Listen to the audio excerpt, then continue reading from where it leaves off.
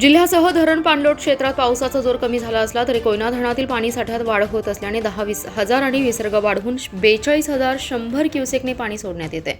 चांदोली धरणातून पुन्हा विसर्ग कमी करण्यात आलाय। सध्या धरणातून 8,000 क्युसेकने विसर्ग सुरू आहे। तब्बल 5 दिवसांपासून पाण्याखाली गेलेले 26 मार्ग वाहतुकीसाठी खुले झालेत। दरम्यान कृष्णा नदीची पाणी पातळी 1 फुटांनी कमी झाली आहे। कोयना धरण क्षेत्रात 24 तासात 107 मिलीमीटर पाऊस झाला असून धरणात 85.45 टीएमसी पाणी साठा आहे। त्यामुळे दुपारपासून धरणातून 10,000 आणि विसर्ग वाढवण्यात आलाय।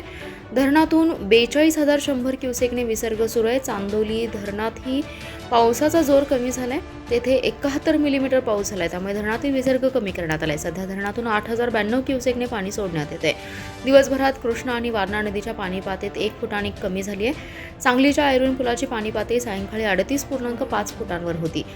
अलमटी धरणातील पाणीसाठा 67.85 टीएमसी झाला असून 3,02,000 क्युसेकने पाण्याची आवक होत असल्याने संध्याकाळपासून 3.5 लाख क्युसेकपर्यंत विसर्ग वाढवला जाणार आहे। जिल्ह्यातील अनेक गावांमध्ये अधूनमधून पावसाची रिमझिम सुरूच होती। कृष्णा आणि वारणा नदी काठावरील पाणी पातळी कमी होऊ लागल्याने पूरस्थिती कमी होऊ लागली। मात्र नदी काठावरील पिके अद्यापही पाण्याखाली आहेत। जिल्ह्यातील 24 पूल आणि 12 बंधारे पाण्याखाली कायम आहेत।